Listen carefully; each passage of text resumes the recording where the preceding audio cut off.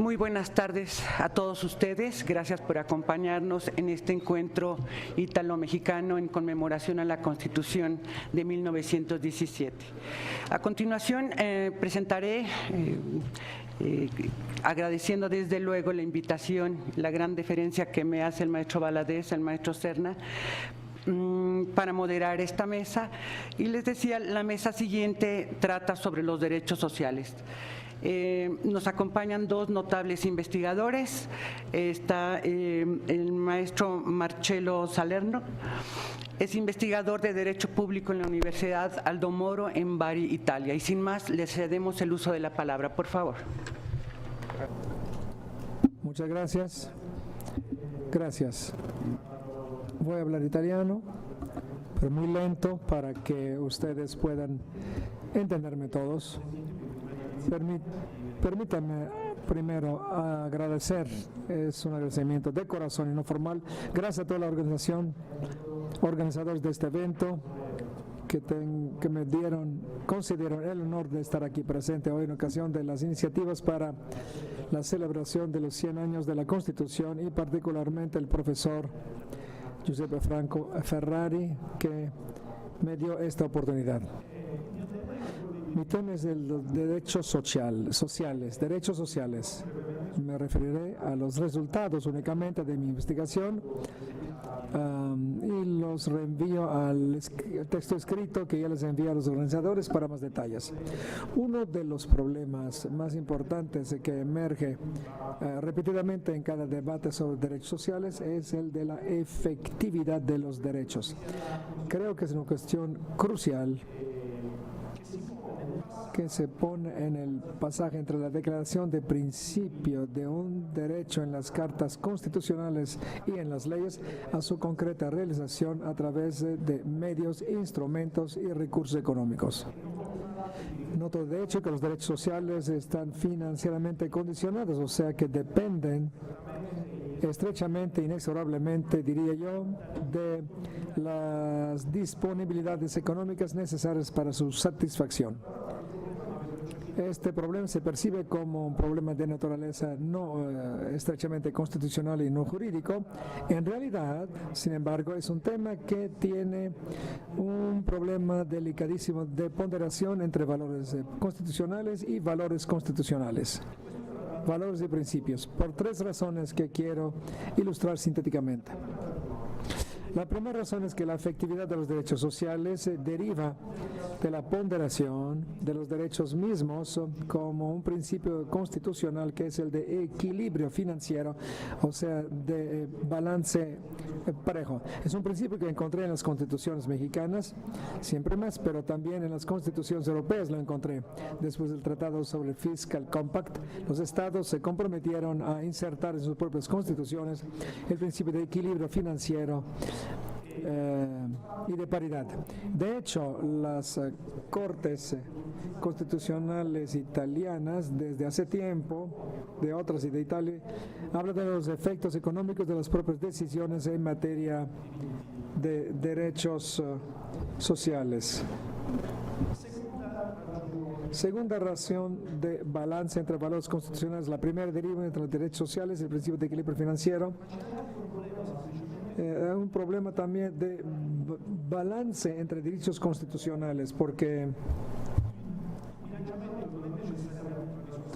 no es totalmente entre efectos financieros y derechos, sino se trata de ponderaciones entre derechos, considerando por una parte las situaciones jurídicas de las cuales se imponen sacrificios financieros y por otra parte los derechos a favor de los cuales se decidió el otorgamiento de recursos. Por ejemplo, muy sencillo, en el artículo 36 de la Constitución italiana se fija el principio de la retribución de los trabajadores proporcional a la calidad y cantidad de trabajos suficientemente para asegurar al trabajador y su familia una vida libre y digna.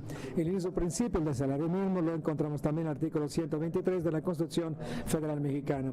Es un principio bastante difundido. Bueno, ese principio no es más que un balance entre un equilibrio entre las exigencias de garantía del derecho social para la retribución del trabajador y los derechos económicos de libertad, particularmente la libertad de empresa y derechos de libertad. Y la Constitución Constitución debe llamar el correcto punto de equilibrio entre estos dos importantes derechos constitucionales, libertad económica y derechos sociales. Finalmente, hay un tercer problema de ponderación, que es la garantía de los derechos de generaciones diferentes. En el momento en que los derechos sociales requieren endeudamiento, el endeudamiento transfiere los derechos sociales a una generación sucesiva, o sea, a los que vendrán después de nosotros. Por lo tanto, este problema ya se está planteando, que Andrea Morroni lo menciona y intervendrá, el reporte intergeneracional. Un ejemplo, el derecho a la previdencia social, el derecho a la pensión. En Italia, durante mucho tiempo, el sistema de la previdencia social se basa sobre el principio de sistema retributivo y no contributivo, o sea, el cálculo de la pensión está basado en base a la última retribución percibida y no en base a las contribuciones pagadas. El sistema cambió hoy debido a la crisis del Estado social, por lo tanto, la necesidad de revisar las reglas de funcionamiento de los derechos sociales. Hoy el sistema es contributivo y no retributivo. Bien, esto plantea un problema intergeneracional, porque quien viene antes de nosotros puede gozar de derechos que no podrán gozar los que vienen después de nosotros. Por lo tanto, otra vez también, la efectividad de derechos sociales se plantea como un problema de balance o equilibrio entre libertad constitucional y otros. La efectividad de derechos sociales es un tema clásico sobre el cual se pueden investigar los efectos constitucionales de la economía. ¿Qué quiere decir? Los efectos que las variables macroeconómicas pueden producir sobre las reglas constitucionales. Y los ejemplos que les di hasta ahora son una demostración de ello. Es un concepto que se contrapone a los efectos económicos de la Constitución, que es un tema que enfrentan normalmente los economistas.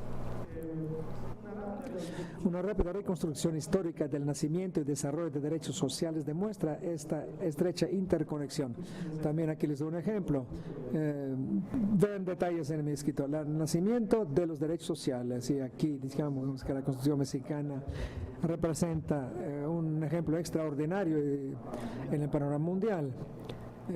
Porque es la primera constitución que afirma los derechos sociales.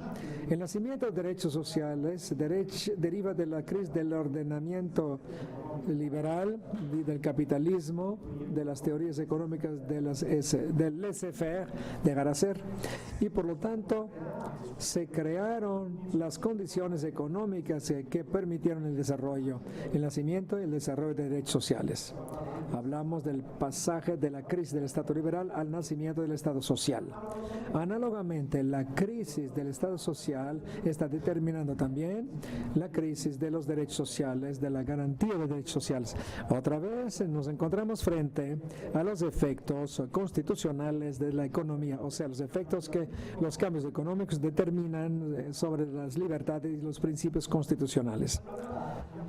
Entonces, pasemos al día de hoy. ¿Cuál es el reto? Nos encontramos frente a la crisis del Estado social, a la crisis del Estado intervencionista, y los derechos sociales deben necesariamente enfrentarse a esta crisis, sobre todo en un sistema de constitución económico multiniveles. Y esto lo reencontramos en los países europeos, donde encontramos el nivel europeo, el nivel del Estado y luego regional, y en las constituciones federales también, como la mexicana. Bien, bajo este punto de vista se están desarrollando teorías, por ejemplo, matching principle, o sea, una teoría elaborada en base a la descentralización fiscal de los estados federales, pero que está encontrando difusión también en los ordenamientos no federales. Tal teoría afirma que al interior de los límites de un determinado territorio, la ubicación óptima de los recursos debe ser conforme a dos principios. El primero, el gasto público debe financiarse con los recursos locales y debe ser medida según las fuentes fiscales locales e ingresos locales. La presión, debe medir sobre la responsabilidad política frente a los contribuyentes. Preciso que no expreso ninguna teoría sobre el matching principle. Son teorías que están desarrollándose frente a la crisis del Estado social intervencionista y a la presente constituciones económicas multiniveles. El matching principle determina una conexión, una correspondencia, si queremos una equivalencia, match en inglés, equivalencia, entre costos de derechos y poder fiscal, entre fuentes de ingresos, sobre todo entre responsabilidad política de gasto y capacidad territorial de producir y tener los recursos necesarios. Obviamente las teorías del matching principle no excluyen la posibilidad de que haya instrumentos solidarios entre territorios, es evidente, pero es muy importante que dichos instrumentos estén identificados y reconocidos. En otras palabras, que se puedan claramente medir lo más posible la productividad de un territorio y el grado de participación de ese territorio en los objetivos solidarios de interés nacional. Por ejemplo, en algunas constituciones mexicanas se encontró el principio del matching principle, en donde se establecía que una parte de la deuda pública contraída por las políticas sociales debe estar a cargo del balance estatal o el presupuesto del Estado o de los municipios. En Europa, el fenómeno se está desarrollando de la misma manera. Por ejemplo, recordé que la Unión Europea impuso a los estados al principio del equilibrio financiero y los estados, por ejemplo, en Italia, modificaron sus propias constituciones, introduciendo el vínculo de balance y transfiriendo también a las entidades subestatales, regiones y municipios el respeto de este principio de equilibrio financiero. Hoy, por ejemplo, en Italia, el artículo 119 de la Constitución afirma que las regiones y localidades tienen autonomía financiera respetando el principio de respeto financiero. Por lo tanto, la autonomía financiera está subordinada al respeto del principio de equilibrio financiero. Matching principle. Se trata pues de reglas constitucionales que inciden de manera notable en el grado de protección de derechos sociales y su efectividad. Sobre todo cuando la garantía de derechos sociales se vuelve la tarea de las entidades más cercanas a los ciudadanos, de entidades que en última instancia se confrontan o se enfrentan a la relación con los ciudadanos. Último aspecto y después llego a las conclusiones. En la experiencia italiana, el principio del matching principle se encuentra también en la identificación de los criterios de virtuosidad. El Estado central identifica criterios de penalidad hacia entidades territoriales para que adecúen sus propias políticas a criterios de eficiencia y eficacia y de productividad del gasto público. Adelanto algo de que se hablará mañana, pero encontré que la Constitución de Querétaro, aquí en México, se impone una regla en base a la cual se prohíbe el endeudamiento, excepto entre derogaciones que no se trata de gasto público productivo. El principio de productividad de gasto público que en Europa predicamos hace mucho tiempo. El principio de productividad es extremadamente importante para garantizar los derechos sociales, porque cuando se plantea el problema intergeneracional de los derechos sociales, el problema de la productividad se vuelve importantísimo. ¿Por qué? Si el gasto es productivo, por lo tanto favorece el crecimiento económico y favorece el PIB, las generaciones sucesivas podrán garantizar mejor los derechos sociales. Por lo tanto, el Estado tendrá mayor recurso para garantizar los derechos, pero si el gasto público es improductivo e ineficiente, esto se transforma en un daño para las generaciones siguientes. ¿Me queda otra vez algún minuto? Sí, algunos minutos. Bueno, paso a las conclusiones. Los criterios de virtuosidad se pueden encontrar también bajo varios aspectos. Por ejemplo, el Estado central evalúa la convergencia entre gasto histórico, costos y estándar, o evalúa la incidencia del gasto del personal sobre el gasto corriente, la tasa de cobertura de costos de pedidos individuales, pero esto tiene que ver el texto escrito. Lo importante es que a través de criterios de virtuosidad del Estado central dirige las políticas sociales de las entidades subestatales. En el caso italiano son regiones y municipios, determinando cuando esa entidad se comporta de manera virtuosa y para darle entonces un premio. Pero cuando se comporta de manera no virtuosa, entonces se les atribuye una penalidad, se les sanciona. Hay también cláusulas de salvaguardia en base a las cuales el contributo no virtuoso no puede superar cierto porcentaje máximo del gasto de médico registrado en el último trienio. O sea, es el principio de la virtuosidad, entonces, que no puede ser absoluto, debe ser compensado con cláusulas de salvaguardia. Y concluyo. La crisis del Estado intervencionista, afirmando un gobierno multinivel, son fenómenos que están imponiendo, como ilustré con estas consideraciones, una relación más estrecha entre autonomía y responsabilidad. El papel que las entidades subestatales pueden desenvolver en derechos de prestaciones sociales depende mucho del grado de responsabilidad que lograrán demostrar en la actuación virtuosa de las políticas económicas y sociales. Para que la responsabilidad política frente a los ciudadanos contribuyentes sea reforzada y también que las entidades territoriales puedan aplicar políticas para mejorar la productividad del gasto público y por lo tanto el PIB del propio territorio. Esto naturalmente con un incremento de los ingresos fiscales que garantiza sostenibilidad de las políticas de gasto y en último análisis efectividad y continuidad en la garantía de los derechos sociales. Yo creo que sobre este campo estamos jugando ya en el desarrollo armonioso entre instituciones y ciudadanos y también la sobrevivencia misma en el futuro de los derechos sociales. Muchas gracias.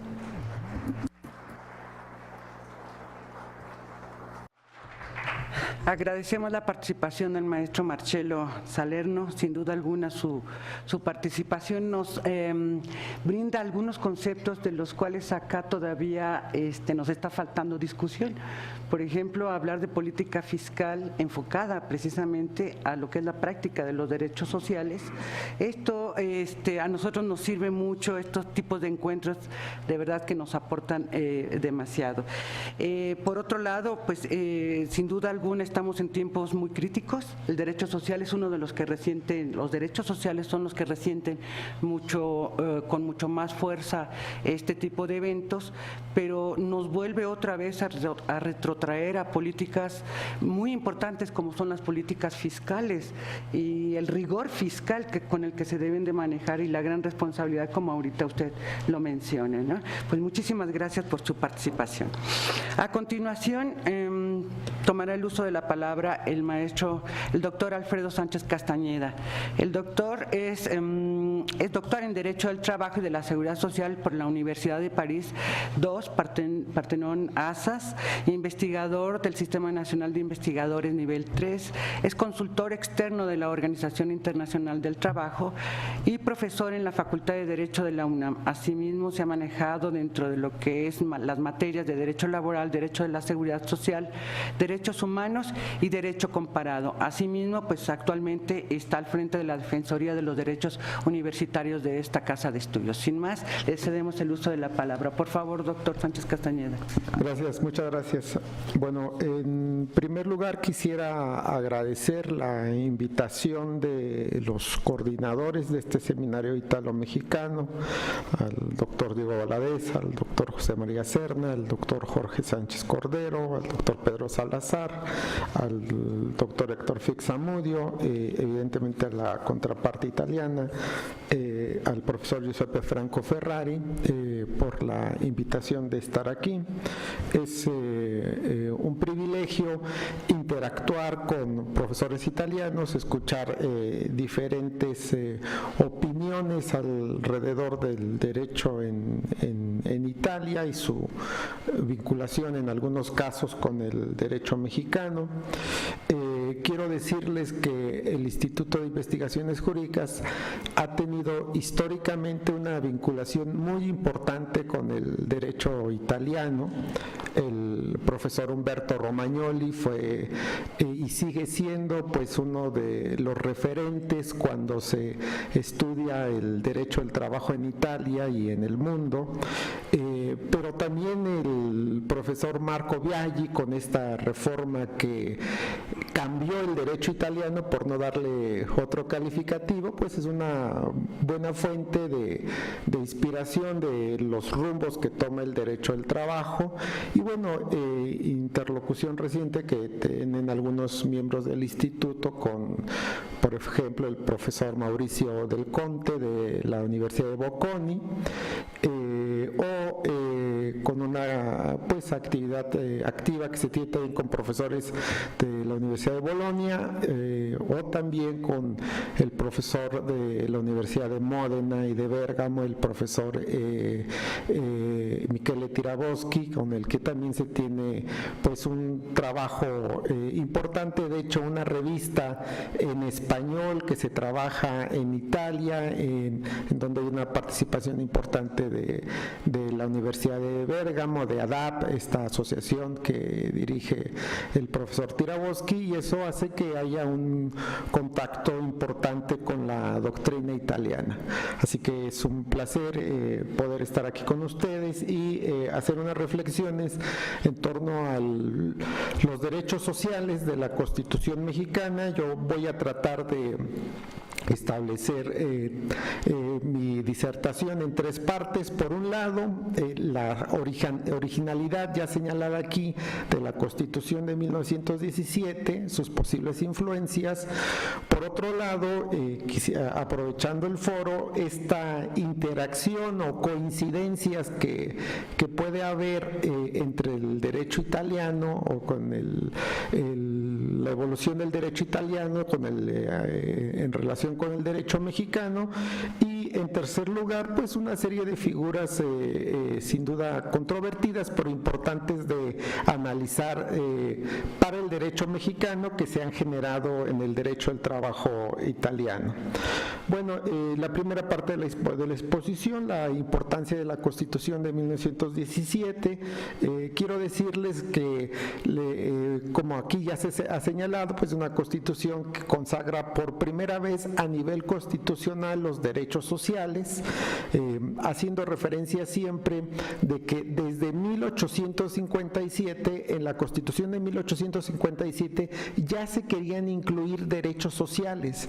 Si nosotros estudiamos los debates del constituyente de 1857, pues allá aparece claramente esta necesidad de consagrar derechos para los jornaleros, se decía en su momento, y algunos de los constitucionalistas decían, bueno, ¿para qué queremos la democracia? ¿Para qué queremos garantizar elecciones si los jornaleros y los trabajadores siguen inmersos en la pobreza? Se insistió en la necesidad de incluir derechos sociales, de la correlación de fuerzas no fue favorable para aquellos constitucionalistas que querían incluir derechos sociales, cuestión que sí sucedió en 1917.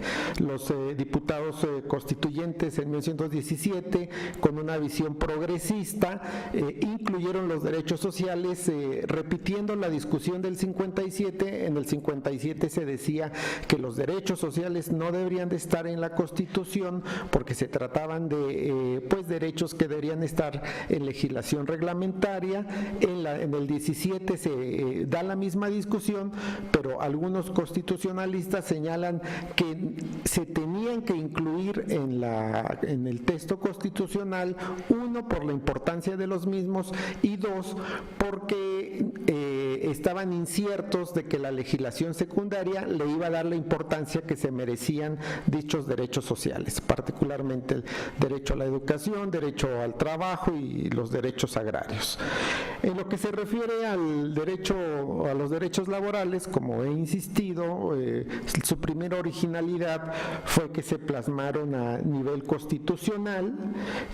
Su segunda pues originalidad e importancia es de que al menos en América Latina han sido una fuente de referencia. La Constitución, los derechos sociales en la Constitución del 17 es sin duda una fuente de referencia en el derecho laboral o en el derecho constitucional laboral latinoamericano, y también señalar pues un punto que me parece muy importante, es que la Constitución del 17 aparece antes de la Constitución de la OIT de 1919 y evidentemente antes de la Constitución de Weimar.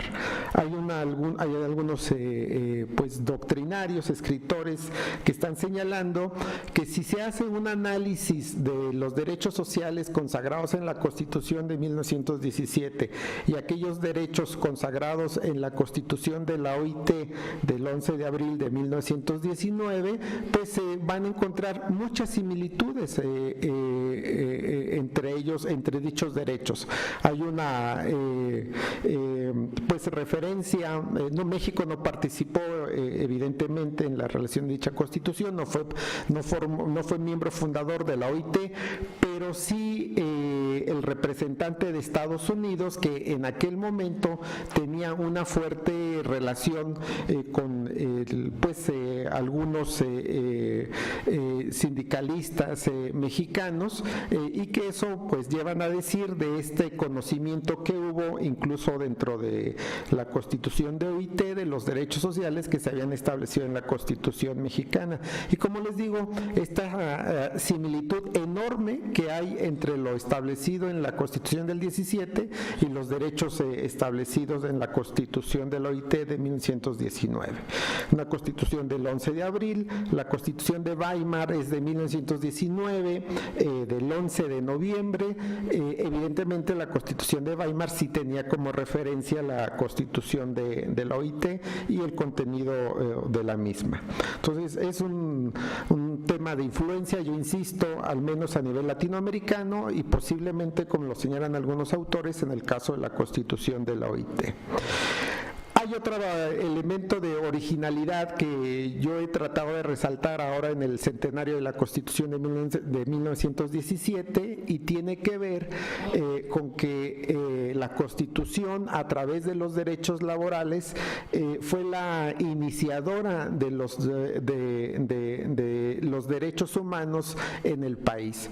¿Por qué digo lo siguiente? Porque los derechos civiles y políticos se establecieron en la Constitución al establecer la libertad, por ejemplo, de asociación de los trabajadores, al establecer la libertad de expresión de los trabajadores, es decir, ahí hay un germen de los derechos civiles y políticos, y en la Constitución también hay un germen de los derechos económicos, sociales e incluso culturales que se han establecido recientemente.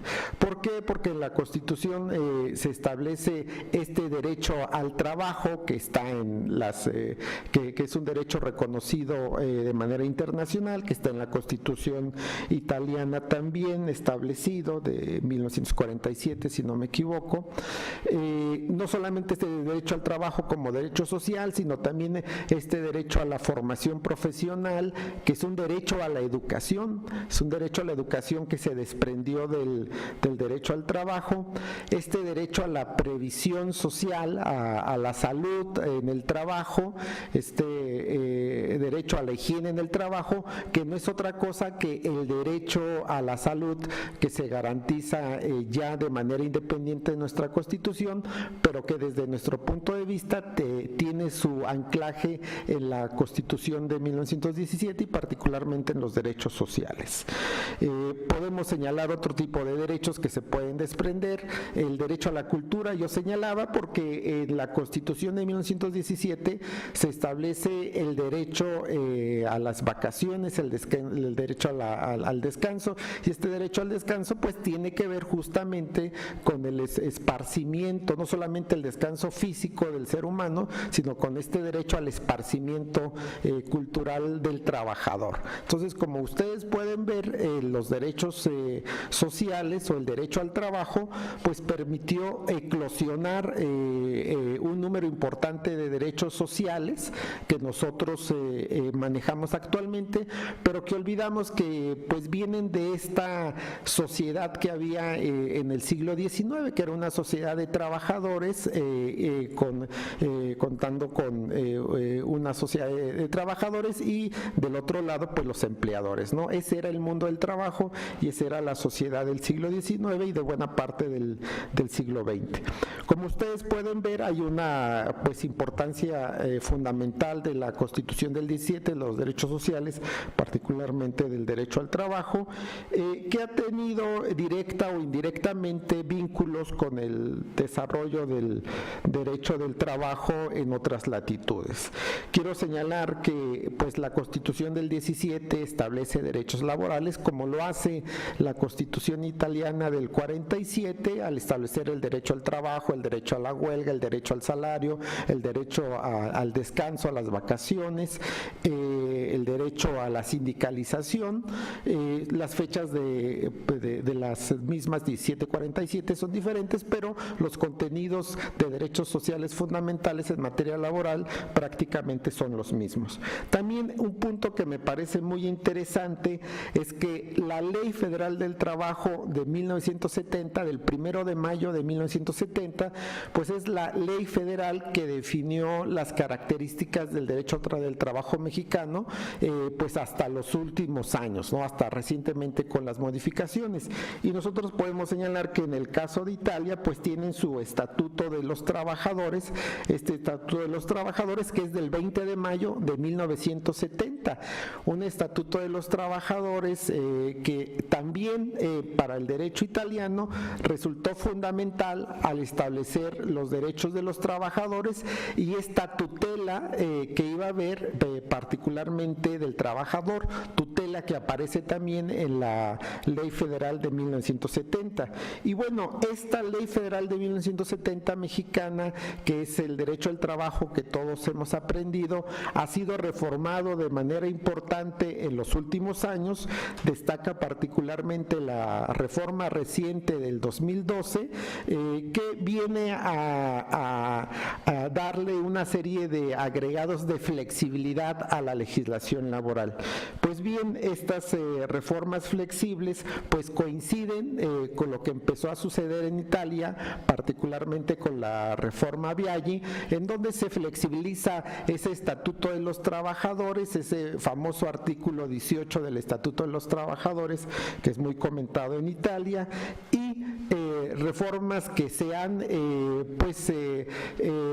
rediseñado también desde un ángulo de flexibilidad, señalan algunos, con la última modificación del 2016 con lo que se conoce como la Job Act, que implica una serie de reformas legislativas. Como se pueden ustedes dar cuenta, pues vivimos en el mismo espacio y eso implica que haya una interacción entre los derechos y que prácticamente se encuentren o que enfrenten los mismos desafíos.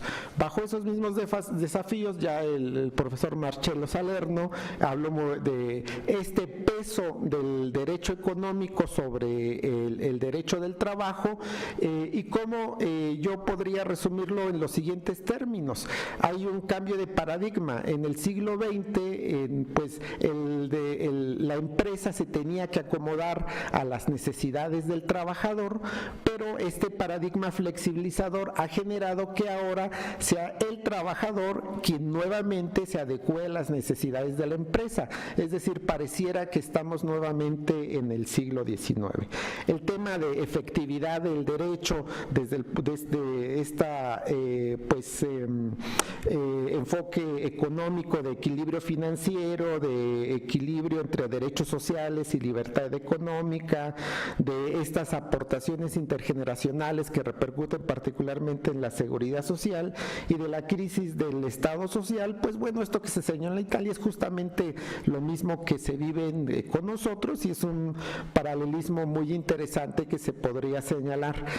Yo me atrevería a indicar otros, el trabajo negro en Italia y laboro nero, pues digamos que puede encontrar cierta relación con con lo que en nuestro país se llama o se conoce como trabajo informal. Hay el origen es diferente, las características son diferentes, pero sí se trata de un trabajo que se encuentra fuera de la legislación laboral. Hay otro elemento también que genera interacción y que repercute en el derecho del trabajo. En el caso mexicano, pues tiene que ver con esta economía criminal que se da de diferentes naturalezas y que repercute en la generación de empleos. Hay contadores, hay abogados, hay muchas personas que se desenvuelven en esta economía criminal, y en el caso pues italiano, pues tenemos esa economía criminal representada en una serie de mafias, pues que se han interrelacionado también con la economía, y en donde el respeto de los derechos de los trabajadores pues es altamente cuestionado. Hay un libro muy famoso de Saviano, conocido por todos ustedes, en donde hace referencia a pues condiciones laborales que se dan en la industria textil, por ejemplo, en Italia. Entonces, como se dan cuenta ustedes, hay una interrelación contemporánea entre el derecho al trabajo mexicano y el derecho al trabajo en Italia, pero también quiero señalar yo que esta interacción también permite ver una serie pues de fuentes de inspiración, y es con lo que voy a terminar. Quiero señalarles que en los últimos años en Italia pues ha habido una redefinición del trabajo autónomo, clarificándolo, otorgándole una serie de derechos, y ha habido la aparición de una figura que nos hace mucha falta en nuestro país, que tiene que ver con el trabajo para subordinado, es decir, ese trabajo que se encuentra entre trabajadores autónomos y trabajadores subordinados, en donde no hay una dependencia jurídica, sino hay una dependencia de naturaleza económica. Pues bien, este país, México, está lleno de una cantidad muy importante de trabajadores para subordinados que no encuentran un marco jurídico de inspiración, y bueno, quizás la regulación que se ha dado en Italia alrededor del trabajo para subordinado podría ser una muy buena fuente de análisis de derecho comparado para regular un campo de trabajo en México, para regular a un campo importante de trabajadores en México que en este momento no encuentran un marco jurídico. Muchísimas gracias. Agradecemos la participación del maestro Sánchez Castañeda. Yo solamente, si me permiten, agregaría 2 puntos, o uno quizás. Es que hay que subrayar que la Constitución de 1917 da pauta precisamente, o con ella nacen los derechos sociales, pero los derechos sociales, de acuerdo con nuestra propia tradición, también involucra el derecho de la seguridad social, pero también al derecho agrario. En ese sentido, no hay que olvidar que, bueno, hubo trabajos previos muy importantes como la ley del 6 de enero de 1915, que es el antecedente del artículo 27 de la Constitución. ¿Por qué es importante? Bueno, pues porque a partir de esta ley que se plasma en el artículo 27, se recuperan las tierras que fueron enajenadas o sustraídas a los pueblos originales. Y además, ya con la Constitución del 17 se establece lo que es la propiedad social, muy importante para todo el desarrollo pues de lo que es el derecho social en México. Simplemente con eso terminaría. Les doy las gracias a ustedes por su atención.